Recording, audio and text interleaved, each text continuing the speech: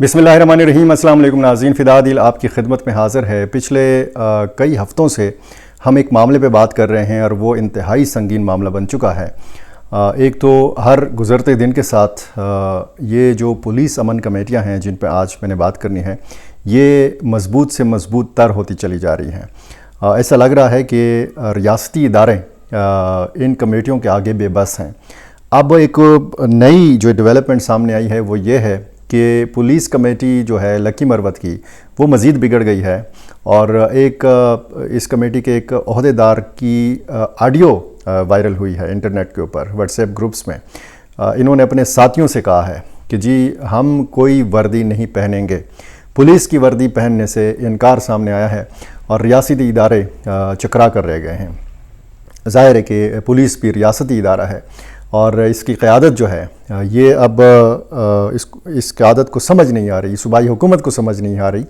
कि इस मसले को हल कैसे किया जाए, इससे कैसे निपटा जाए। ये एक ऐसा बड़ा चैलेंज है कि जो शायद अगर मिलिटेंसी के हवाले से बात की जाए, दहशतगर्दी के हवाले से बात की जाए, तो उसके दो हल पेश किए जाते हैं कि जनाब उनके साथ या तो बातचीत की जाए और या फिर उनके ख़िलाफ़ ताकत का इस्तेमाल किया जाए। यहाँ पे क्या किया जाए? यहाँ पे तो ज़ाहिर है कि वो कहते हैं हम तनख्वाहदार पुलिस फ़ोर्स का हिस्सा हैं और हम निकले हैं दहशतगर्दी के ख़ात्मे के लिए और वर्दी नहीं पहनेंगे, DPO का हुक्म नहीं मानेंगे, IG पुलिस का हुक्म नहीं मानेंगे। DPO को तब्दील किया जाए, कभी RPO को तब्दील किया जाए, कभी SHO हमारी मर्ज़ी का लगाया जाए। इस किस्म के मुतालबात सामने आ रहे हैं। पुलिस लाइंस के ऊपर इनका कंट्रोल, पुलिस की बख्तरबंद गाड़ियों के ऊपर इनका कंट्रोल और जो गाड़ियां हैं, पुलिस मोबाइल वैन हैं जिसमें मोबाइल पुलिस जो है, ये जिसमें पुलिस जो है वो गश्त करती है, वो उन गाड़ियों के ऊपर भी उनका कंट्रोल है। अब ये सारी सूरत हाल अगर देखी जाए तो फिर हम ये कह सकते हैं कि इस वक्त अगर एक बहुत बड़ा चैलेंज दहशतगर्दी के बाद फोर्सेस को दरपेश है तो वो यही अमन कमेटियां हैं। अब कुछ लोगों का ख्याल है कि ये अमन कमेटियां जब से वजूद में आई हैं इन इलाकों में थोड़ा सुकून आ गया है, अमन आ गया है, लेकिन मिलिटेंट्स मौजूद हैं, उन इलाकों में भी मौजूद हैं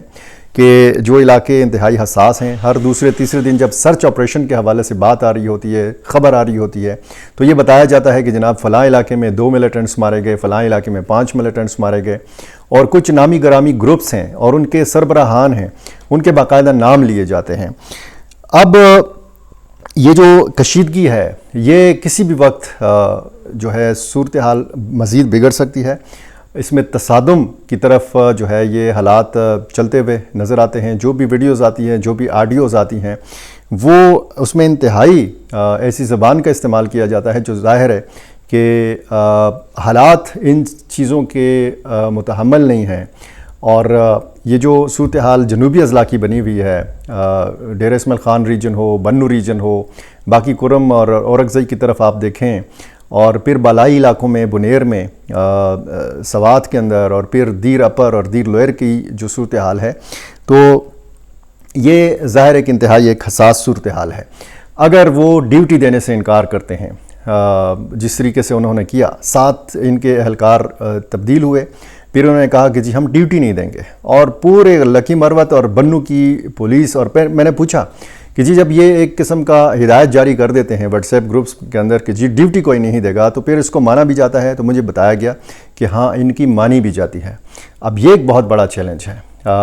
कुछ जो कमेटी के लोग हैं वो बाकायदा कार्रवाई करते हैं, इलाके में जाते हैं, बख्तरबंद गाड़ी अपने साथ ले जाते हैं, पुलिस मोबाइल वैन उनके पास होती है, सरकारी बंदूकें उनके पास होती हैं, लेकिन ये सादा कपड़ों में होते हैं। और यही वो एक मसला है कि जिसकी वजह से फिर मकामी सियासतदानों ने बात करना शुरू कर दिया है कि जहाँ पे ये जाते हैं ये नहीं पता चलता कि ये मिलिटेंट्स आए हैं या ये पुलिस एहलकार हैं, सरकारी लोग हैं। अब अगर सरकारी लोगों का और गैर सरकारी लोगों का, मुसल्लह अफराद का उनकी शनाख्त जो है वो मिट जाए, उनकी पहचान ना हो सके, तो फिर आम लोग किस मुश्किल सूरत हाल से दुचार होंगे इसका अंदाज़ा लगाया जा सकता है। अगर आम लोगों के उन लोगों के बारे में बात की जाए जो बाकायदा अमन लश्कर बना के, चगा पार्टी बना के فورسز کے شانہ بشانہ لڑتے رہے ہیں، وہ جب بھی ان کو پتہ چلتا ہے کہ کہیں پہ ملیٹنٹس موجود ہیں، یہ امن لشکروں کے لوگ اپنا چھوٹا موٹا ہتھیار گھروں سے اٹھا کے پولیس کے، آرمی کے، ایف سی کے، سی ٹی ڈی کے شانہ بشانہ یہ ملیٹنٹس کے خلاف لڑتے ہیں۔ یہاں پہ کس کے شانہ بشانہ لڑا جائے اور کس کے خلاف، کس کے شانہ بشانہ نہ لڑا جائے، یہاں پہ یہ امن کمیٹیاں جو ہیں، جو عام لوگوں نے بنائی ہوئی ہیں، وہ کمیٹیاں بھی کنفیوزڈ ہو گئی ہیں۔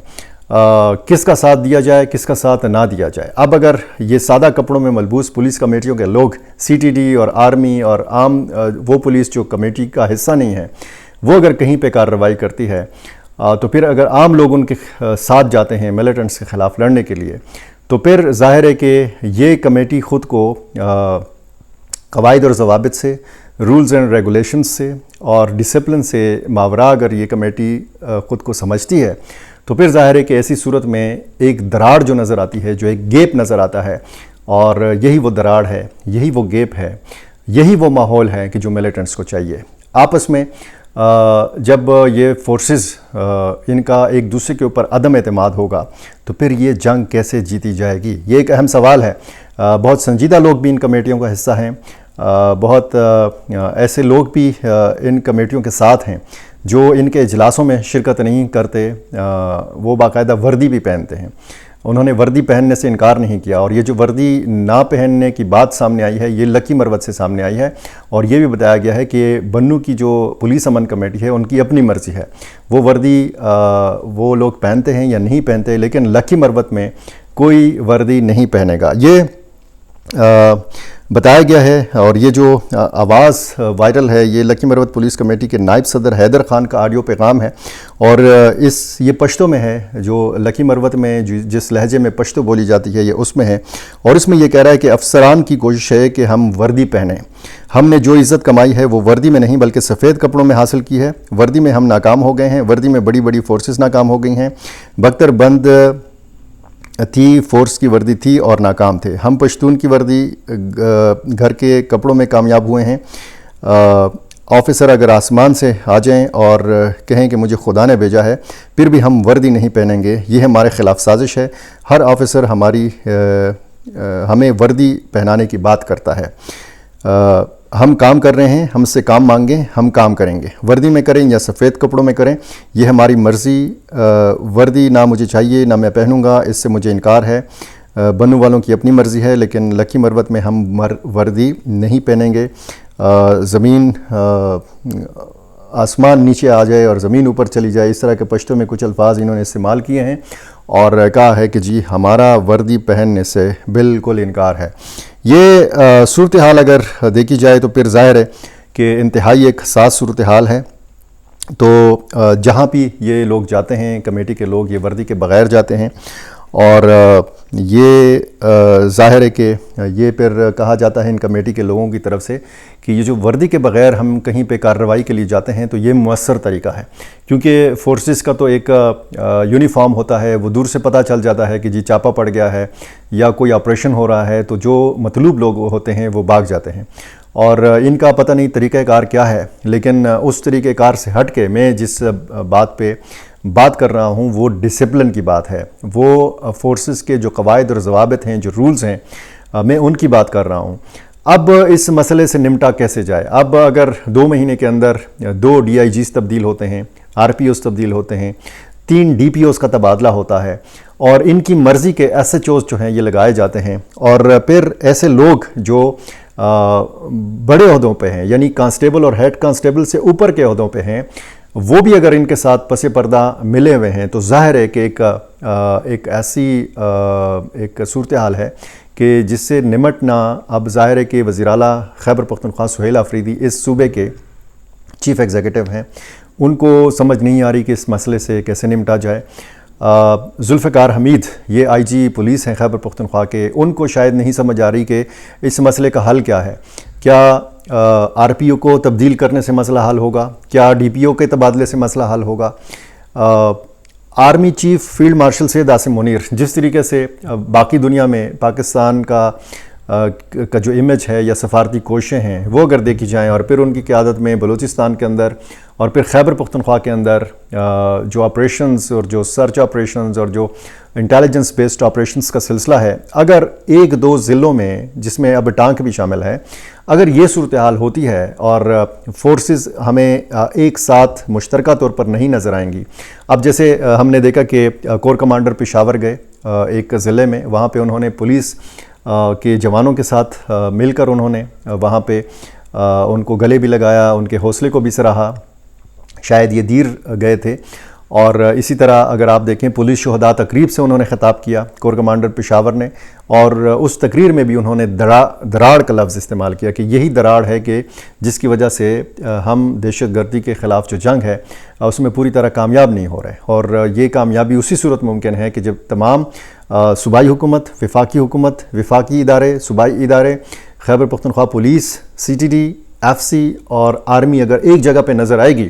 اور ان کی حکمت عملی بھی ایک ہوگی، اور بیچ میں کسی بھی فورس کو تحفظات نہیں ہوں گے، ان کی شکایات نہیں ہوں گی، اسلحہ کے حوالے سے، آلات کے حوالے سے، بختر بند گاڑیوں کے حوالے سے، انفراسٹرکچر کے حوالے سے، ان کی مراعات کے حوالے سے، شہداء پیکیجز کے حوالے سے، تو پھر ظاہر ہے کہ یہ یکسوئی پیدا کی جا سکتی ہے، اس مسئلے کو افہام و تفہیم سے حل کیا جا سکتا ہے، اور جو ویڈیوز اور آڈیوز کی صورت میں جو چیزیں سامنے آ رہی ہیں جس سے امیج برباد ہو رہا ہے فورسز کا، اور جس سے اس صوبے کا اور اس ملک کا اور ریاستی اداروں کی جس طریقے سے بدنامی ہوتی ہے، تو پھر ظاہر ہے کہ یہ صورتحال بحیثیت مجموعی ٹھیک نہیں ہے، یہ خراب صورتحال ہے، اور یہ خراب صورتحال کب تک رہے گی، مزید اس میں کیا ڈیولپمنٹس ہوں گی، یہ اب ظاہر ہے کہ دیکھنے والی چیز ہوگی۔ میرے ساتھ جڑے رہیے، میرے ساتھ جڑے رہنے کے لیے لازمی ہے کہ آپ نے میرا چینل سبسکرائب کیا ہو، مجھے اپنی رائے سے ضرور نوازا کیجیے۔ بہت شکریہ۔